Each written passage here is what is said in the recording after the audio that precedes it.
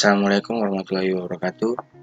Nama saya Frans Maulana Milala, NPM saya 2014151048. Saya berasal dari mahasiswa Kehutanan Unila tahun 2020. Saya akan menjelaskan tentang mata kuliah hidrologi hutan yang bermaterikan intersepsi hujan. Saya akan menjelaskan melalui satu jurnal yang berjudul Intersepsi Hujan dan Pengaruhnya Terhadap Pemindahan Energi dan Massa pada Hutan Tropika Basah dari Studi Kasus Taman Nasional Lore-Rindu.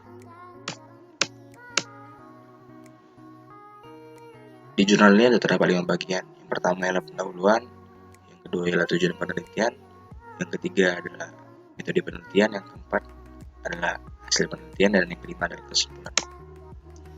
Pada pendahuluan, intersepsi hujan merupakan bagian proses hidrologi yang mengalami gangguan akibat alih fungsi lahan. Sifat hujan, pada umumnya sifat hujan itu ada 3. Yang pertama itu adalah jumlah hujan, banyak hujan, lama hujan, dan intensitas hujan. Tapi di jurnal ini dia menjelaskan 3 bagian juga. Ialah yang pertama, batasan yang digunakan sebagai hari itu hari di mana curah hujan di bawah 0,5 hari. Yang kedua merupakan jeluk hujan. Jeluk hujan itu merupakan jumlah curah hujan pada setiap hari hujan. Dia juga menjelaskan tentang jumlah curah hujan yang selama rentang waktu yang ditetapkan satu periode musim hujan. Intersepsi dalam hutan. Informasi penting dari hasil penelitian ini adalah adanya variasi intersepsi hujan berdasarkan objek vegetasi, tempat, dan waktu pengukuran. Variasi nilai intersepsi di atas mengindikasikan adanya faktor pengendalian intersepsi yang bersifat dinamis terhadap turunan waktu. Akibat intersepsi, curah hujan yang mencapai permukaan tanah berkurang karena sebagian hujan yang diintersepsikan itu dikembalikan ke atmosfer melalui proses evaporasi. Karakter vegetasi. Yang pertama, hubungan antar kerapatan dengan diameter batang yang terdiri dari pohon DBH lebih besar 20 cm dan permukaan hutan 10-20 cm. Kedua, struktur vertikal, yaitu hubungan antara kerapan dengan tinggi pohon yang dibagi menjadi 4 klaster. Dan yang terakhir, kapatan tegakan atau pohonan dan pohon. Parameter intersepsi. Yang pertama, hubungan matematika antara sifat hujan dan karakter vegetasi. Terdapat agihan hujan dibuat dalam bentuk persamaan regresif.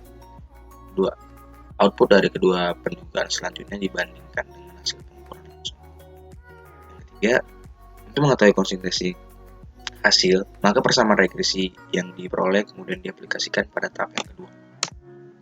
Tujuan penelitian. Penelitian ini bertujuan yang pertama, mengkaji pengaruh intersepsi hujan terhadap dinamika energi. Yang kedua, mengkaji keterkaitan sifat hujan dan karakter vegetasi terhadap intersepsi hujan. Yang ketiga, mengkaji dinamika aliran vertikal energi pada hutan dan padang rumput. Metode penelitian. Alat yang digunakan ialah pitameter, vertex tree, ILD, kamera HemiView, tipping bucket, alat ukur intersepsi hujan, dan bahan yang digunakan tower klimatologi Storma, batang pohon, dan tajuk. Pelaksana penelitian. Penelitian dasarkan pada pengukuran langsung di lapangan. Pengamatan vegetasi dilakukan secara sampling dengan menggunakan metode garis berpetak. Masing-masing garis dibuat blok sampling yang berukuran 20 x 20 meter dan jaraknya 100 meter. Setiap blok dipasang satu set alat ukur intersepsi hujan dan curahan tajuk dan aliran akan diukur setiap hari hujan pada kolektor yang ditelap. Dipasang pada sampel intersepsi. Data meteorologi berupa suhu udara, kelembapan relatif, radiasi neto, radiasi global, dan refraksi gravitasi radiasi global. Data diperoleh dari rekording pada tower klimatologi Bigstone. Hasil penelitian. Pertama, rata-rata hujan harian yakni 9,3 mm per hari. Maka curah hujan tersebut dapat digolongkan ekstrim untuk lokasi penelitian. Selanjutnya, luas tajuk, khususnya pada kelompok pohon adalah relatif heterogen, yaitu 12,5 sampai 99,82 meter kuadrat. Jumlah hari hujan selama penelitian tahap 1 atau bulan Juni 2005 sampai 2006 ada 200 dengan curah hujan 1888,9 mm. Terakhir, curah hujan neto selama tahap 1 adalah 1202,54 mm yang bersumber dari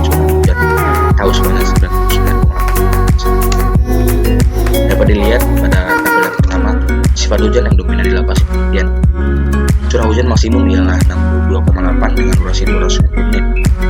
Jumlah dari hujan pada tahap kedua pada bulan Juni 2006 sampai bulan Mei 2007 adalah 181 hari dengan jilid hujan 1659 mm. Pada tahap yang kedua terdapat struktur vegetasi di lokasi penelitian.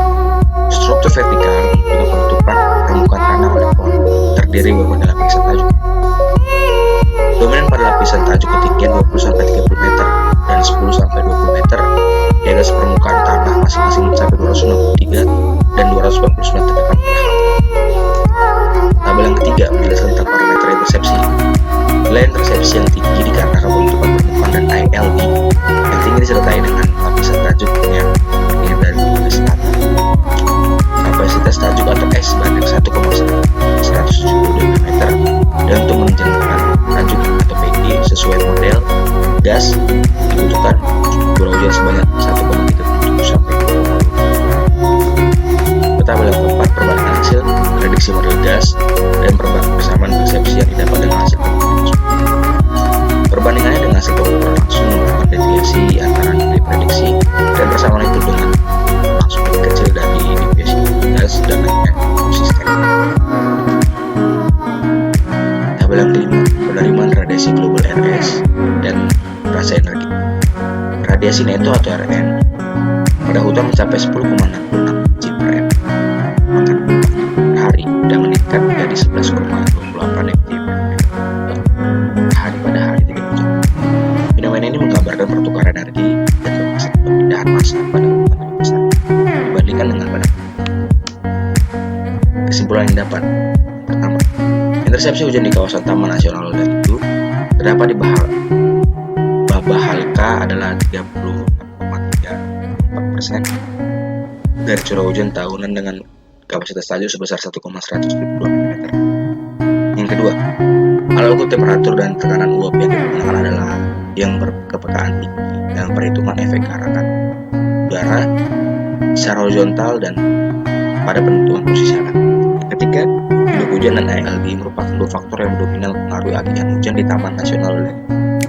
Yang terakhir, tipe penggunaan lahan respon yang berbeda terhadap dinamika radiasi dan energi yang ditentukan oleh albedo dan perubahan. Cara mempertahankan fungsi ekologi dan ekonomi Taman Nasional Leudan. Yang pertama, menggagalkan usaha atau kegiatan yang menyebabkan perubahan bentuk lahan. Yang kedua, mengaktifkan usaha konservasi yang potensial memulihkan penutupan permukaan vegetasi permanen yang bersifat multistrata.